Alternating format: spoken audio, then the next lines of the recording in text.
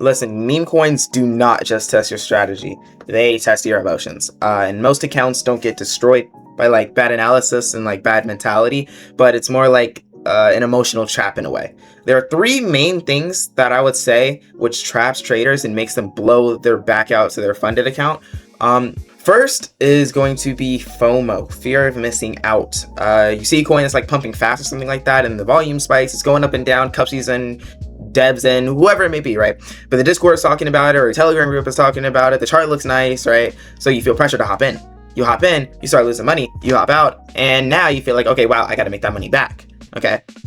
Whether you enter late, you enter early, just enter at a wrong time, whatever it may be, okay? Basically, FOMO makes you chase that money back that you lost because you feel like you need to earn it back, as in like you lost something that was already yours. Now your goal shifts from basically like good trade to fast, get my money back, ASAP. But this is where portion sizes and your mentality just goes out the window. You start trading more money, you start doing more ridiculous stuff, and that's just ultimately going to blow up your account. What I recommend you do, right, is you have a daily loss limit. If you lose this much money, you stop. And then look, the third thing, okay, overconfidence. Very sneaky.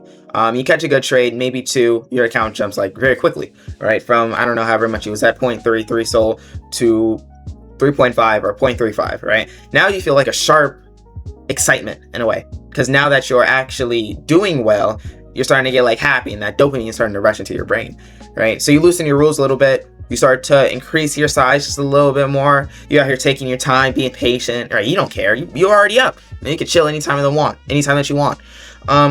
You think you can read the markets better, basically, but the markets could just read you better. I'm sorry.